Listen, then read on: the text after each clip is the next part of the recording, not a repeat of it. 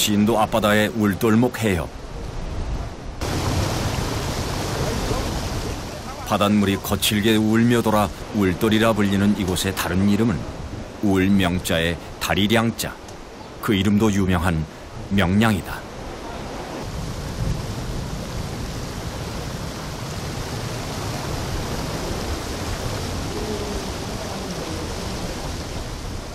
소용돌이 치는 저 바다 위를 걷다 보면 까마득해진다.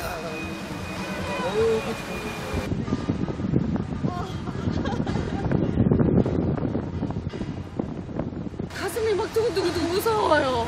과연 이 속에서 살아남은 사람이 있었을까? 조금 무서워요. 조금 무서워.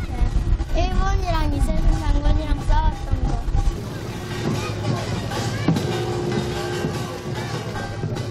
항시 거북유람선을 만날 수 있는 명량의 고장에서는 매년 10월 초 정유재란 때 벌어진 명량해전의 승전을 기리는 축제가 열린다.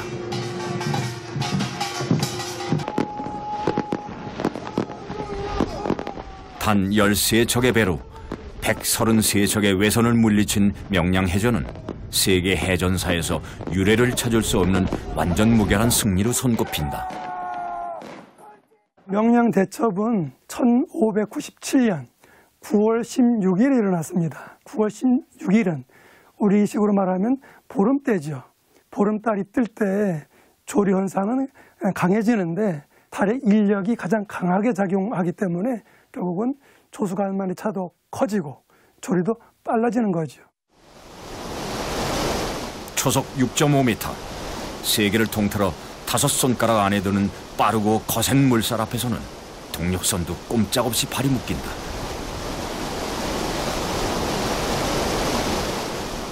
옆으로 밀리거나 물에 휩쓸려 뒤로 떠밀리기 일수다.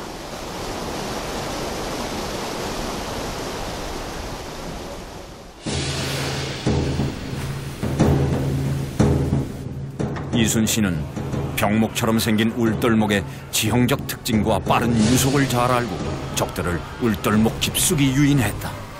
지금이다. 배를 우편으로 돌려 강포를 발사하라.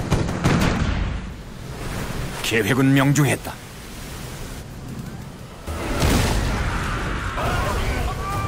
조수차가 극대화되는 보름에 이루어진 지원제. 앞에 배들이 중심을 잃고 쓰러지면서 외선끼리 서로 부딪히며 물살에 휩쓸렸다. 그때 당시에도 물살이 빠른 시기하고 멈췄을 시기를 이제 구분을 하는데요. 멈췄을 시기를 정조기라고 합니다. 이제 이때가 이제 들물과 썰물이 잠시 맞닥뜨려서 들물이 썰물이 되는 상황이 되는 거죠. 그러면 결국 물살의 방향이 바뀌는 겁니다. 밀물과 썰물이 바뀌는 순간 그야말로 정조기의 거대한 소용돌이까지 계산한 전략이었다. 달의 힘을 빌려온 이순신의 지략은 조선의 역사를 바꾼 전설이 되었다. 결국 이순신 장군은 울돌목 해협의 지형을 이용했을 뿐만 아니라 바로 그러한 울돌목 지형에서 나타나는 조리 현상이 어느 시점에서 더 극대화되는지도 간파했던 거죠.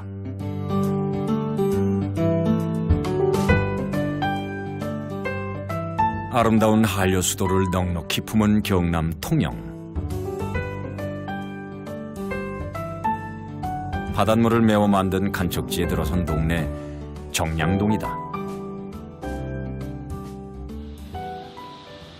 이곳에선 해마다 한두 번씩 일어나는 자연현상 때문에 지자체의 특별 관리가 이루어지고 있다.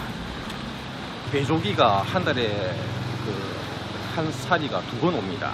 사이클이 2번 오게 되어 있습니다. 보름 단위로 2번 오는데 오늘이 올해 들어서 관측시로서는 최고의 배조기 수위가 올라가게 되어 있습니다. 295cm 되겠습니다. 매달 보름과 금음 때 조수가 가장 높이 들어오는 사리가 일어난다.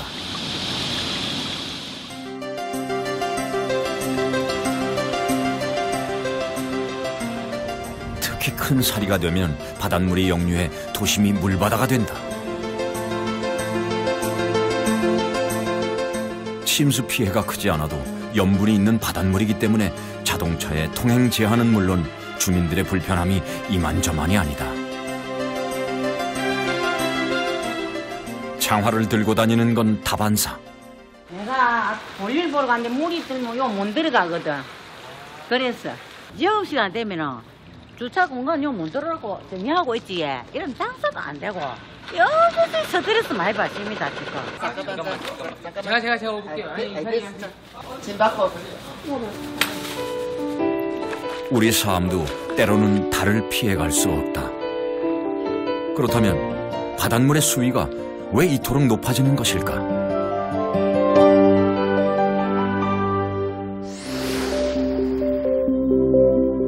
음력 7월 15일 백중 무렵에는 타원형으로 돌던 태양과 지구 그리고 달이 가장 가까우면서도 일직선상으로 나란히 서게 된다. 이때 조석 현상을 일으키는 기조력이 크게 작용하면서 썰물과 밀물차는 최대치가 되는 것이다. 달의 힘이 가장 크게 작용하는 백중사리일 때 바닷물의 수위는 최대 80cm까지 높아진다.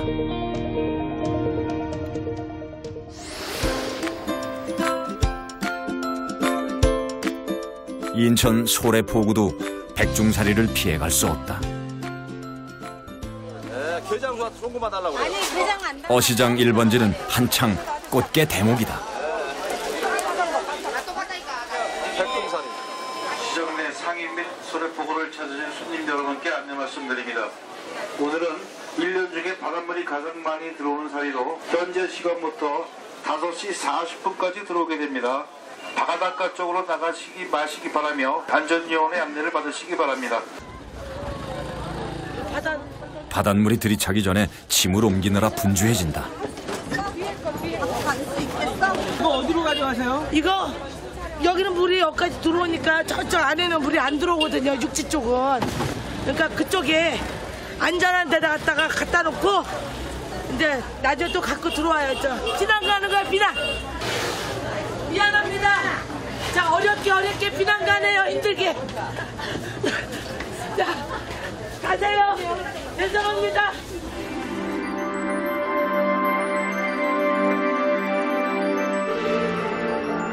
소래포구에 바닷물이 차오르기 시작한다. 7월 백중사리에 오리다리 부러진다는 속담이 있을 정도로 이맘때 물살은 빠르고 거세다.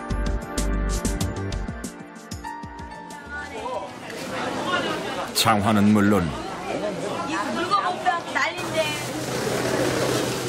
비닐봉지 신발까지 모처럼 구경거리에 관광객들은 신났다.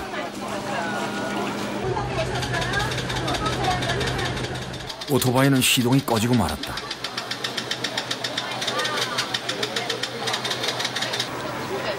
말을 듣지 않는 애물단지는 결국 미는 수밖에 없다.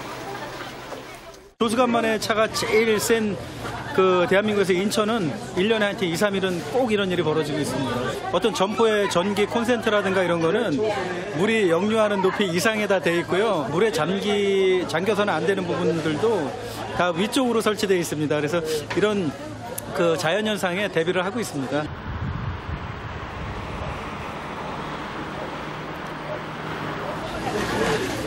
달과 바다가 가져다준 때 아닌 해프닝. 덕분에 잠시 장사를 접고 달콤한 휴식을 즐긴다.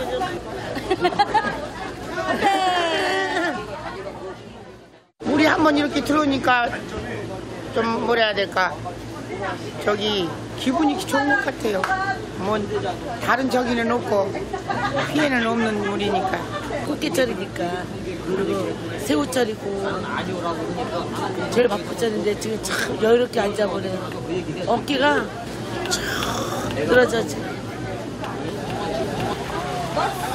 이렇게 인천 소래포구 사람들은 달과 더불어 살고 있다. 그리고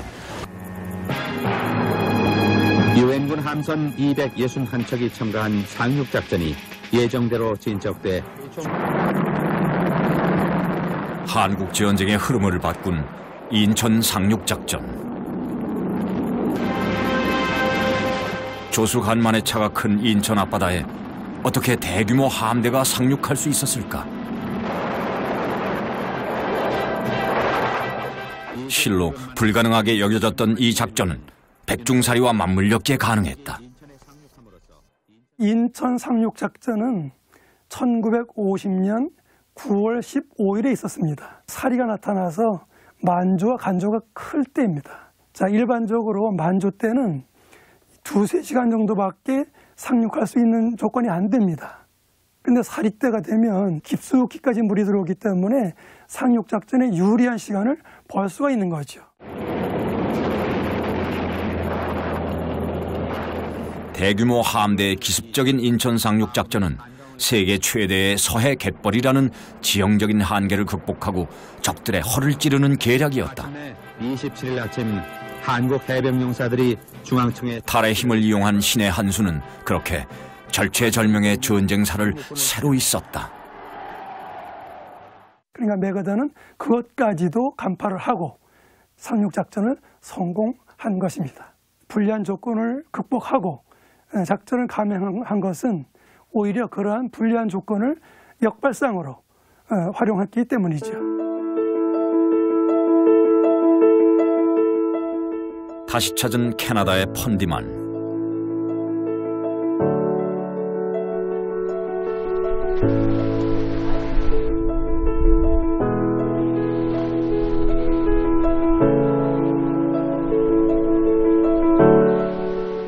달의 지배를 받는 거대한 바다의 움직임은 단단한 바위를 깎아내리며 생채기를 남기고 있다.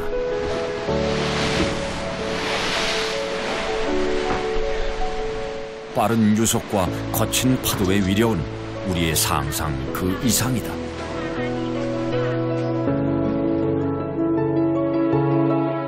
달이 일으키는 썰물과 밀물, 이 거대한 움직임은 달을 점점 밀어내고 있다. 지구로부터 달이 점점 멀어지는 것이다. 3.8 centimeters a year, so it's just going to keep moving. After 10 years, it'll be 33 centimeters farther. The energy of the orbit being slowly turned into heat by the tides inside of the moon. So you're taking the energy of the moon's orbit around the Earth, it's slowing it down, and it's slowly moving out as a consequence of that. 미국 텍사스주.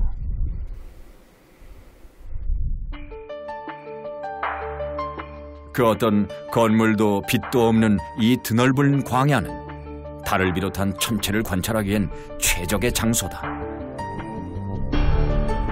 해발 고도 약 2,000m에 자리 잡은 맥도널드 천문대는 외계 은하와 천체들을 전문적으로 연구하는 곳이다.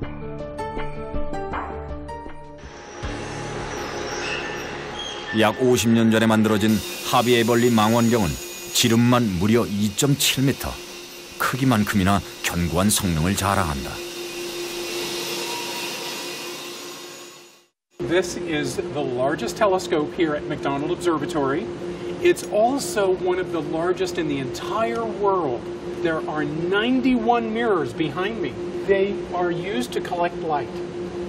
And that light is studied by astronomers. One of the most incredible things we can do with light that we collect with a telescope this big is we can measure how far away things are. 수많은 별들 중 특히 지구와 달의 거리는 아주 정밀한 방법으로 측정됐다. 이는 1971년 아폴로 15호가 달에 남기고 온 알루미늄 패널, 일명 반사경이 있었기에 가능한 방법이었다. They hit a device like this. This is called a corner cube reflector array. And so basically the photons, they hit this array and they're reflected back in exactly the opposite direction from which they came. So they go back to the telescope that sent them. Anytime you know the velocity of an object,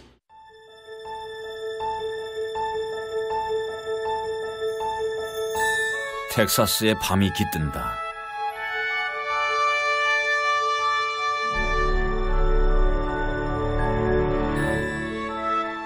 그리고 달의 월출.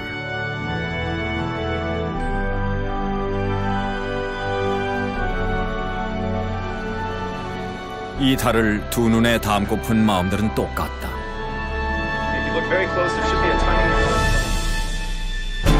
지구에서 약 38만 5천 킬로미터 떨어진 달과의 거리를 재기 위해서는 수천 번의 고출력 레이저빔을 쏘아 올려야 한다. 움직이는 달에 레이저를 쏘는 고난도 작업.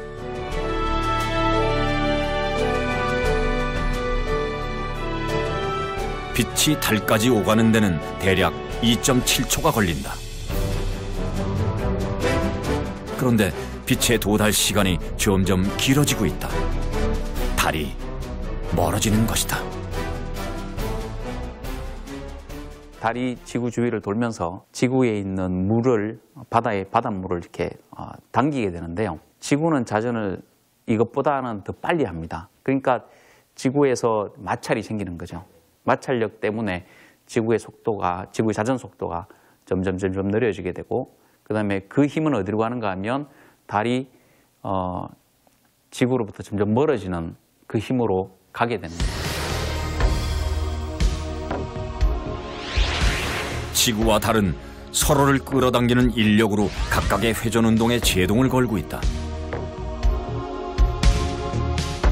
특히 달은 거대한 기조력으로 지구의 바닷물을 끌어당기는 조수차를 만드는데, 이 거대한 간만조는 지구의 자전운동에 마찰을 일으킨다. 즉, 달이 지구의 바닷물을 잡고 있기 때문에 지구의 자전이 점점 느려져 언젠가 지구의 하루는 25시간이 된다. 결국 달이 지구에 일으키는 조석 때문에 지구의 자전 속도가 점점 느려지면서 달도 1년에 3.8cm씩 멀어지게 되었다. 달이 사라지면 지구는 자전을 완전히 멈출지도 모른다.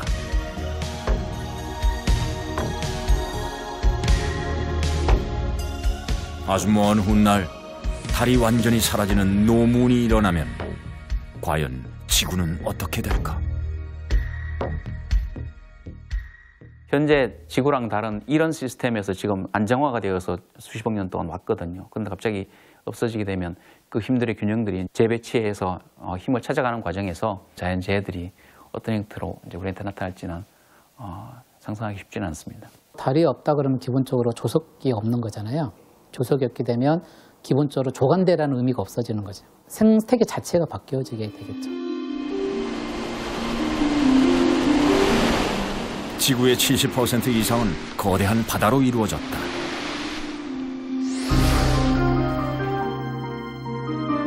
물의 행성이라 불리는 이 푸른 별 지구에서 달이 사라진다면 결국 바다의 흐름, 조석 자체가 사라지게 된다. 더 이상의 밀물도 썰물도 없다. 가장 먼저 치명타를 입는 것은 갯벌이다. 만간조의 종말은 1차적으로 갯벌 생태계의 파괴를 일으키고, 이는 곧 해양 생태계 전체의 파괴로 이어진다. 결국 동식물을 비롯한 지구와 인류의 생태계 전체가 위협받는 것이다. There are people that believe that the moon is essential to stabilize the Earth's axis so that it wouldn't just, the North Pole of the Earth would not just randomly move around. It would be a little upsetting if instead of seasons, there were times that California was where the South Pole is. That would be pretty uncomfortable.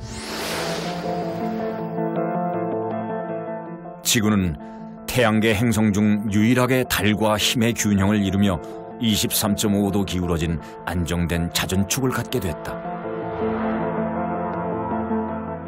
비스듬히 놓인 지구는 햇빛을 많이 받는 이상적인 생명의 별이 된 것이다.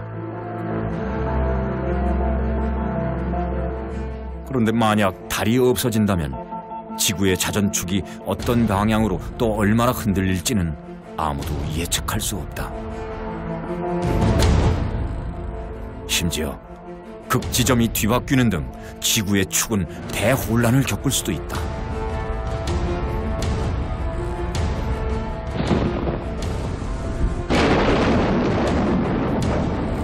자전축에 변하는 극심한 기후변화를 가져온다. 바람은 아예 사라지거나 혹은 맹렬해지고 계절도 그 특정 기후도 사라진다. 어쩌면 열대지역이 극지역처럼 눈보라에 휩싸이게 될지도 모른다. 생명체가 더 이상 살 수 없는 멸종의 행성이 되고 만다.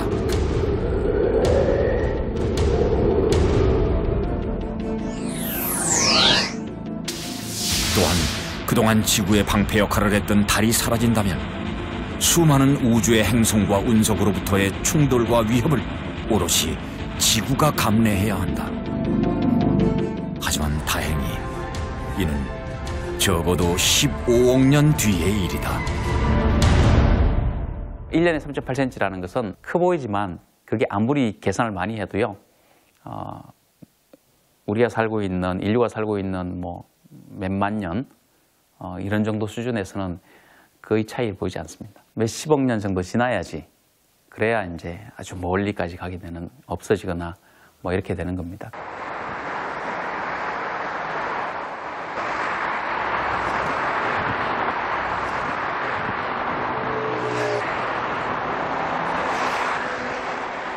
여느 때와 다를 바 없이 평온한 밤.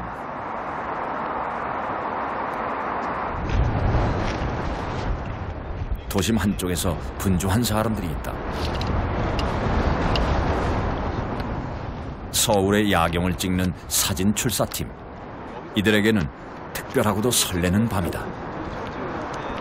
오늘은 이제 68년 만에 슈퍼문이 뜬다고 그래가지고 이렇게 추운 날씨에도 불구하고 이렇게 슈퍼문을 찍으러 왔습니다. 사실 슈퍼문이라고 하는 것은 어느 점성술사가 재앙을 암시하는 커다란 달을 빗대어 처음 사용한 단어다.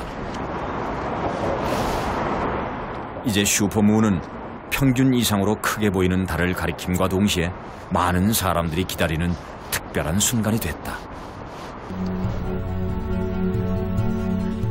드디어 슈퍼문이 떴다.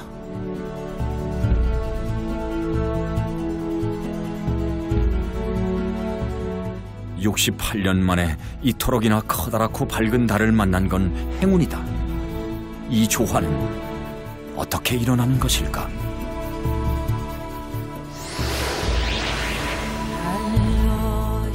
지구 주위를 타원형으로 공전하던 달이 평소보다 약 3만 킬로미터 정도 더 가까워지는 근지점에 이른다. 이 근지점 달이 바로 슈퍼문이다. 이에 반해 지구와 가장 멀리 있는 달은 원지점 달이라 한다. 원지점 달과 근지점 달 슈퍼문을 비교하면 슈퍼문이 약 14% 정도 더 크고 약 30% 정도 더 환하다.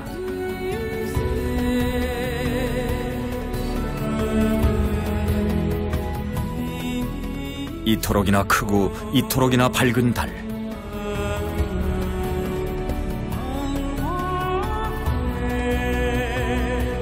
전 세계는 슈퍼문에 열광한다. 지구 어디에서든 만날 수 있는 저 달은 만인에게 평등하다. 슈퍼문은 달이 선사하는 기쁘고도 즐거운 축제가 됐다. 달을 담는 것은 마음을 가다듬는 그 어떤 의식과도 같다. 달이라고 예전부터 이제 노래도 많이 만들어줬고 달을 보면 왠지 밤의 감성이 좀 젖는다고나 할까. 근데 지금 맞이한 슈퍼문은 제가 살아오면서 본 가장 큰 달이고 그런 감성을 좀 더 울리기에 가장 적합한 크기가 아니었나. 달을 보면은 우리 어머님들이 생각이 많이 납니다. 저 어린 시절만 해도 그 어머님이 보름달 뜨는 날이면은 장독대에다가 정화수 떠놓고 이제 기도하시는 모습 많이 봤고요. 커서는 자식들 결혼하고 잘 풀리라고 그 정월대보름 때 꼭 그 산 높은 데 올라가서 어머니랑 같이 이제 달을 구경했던 기억도 많이 납니다. 달이 멀어진다. 다음 슈퍼문은 17년 뒤 2034년을 기약한다. 하지만 달은 날마다 새로운 모습으로 차고 이지러진다. 내일은 또 다른 달이 뜰 것이다.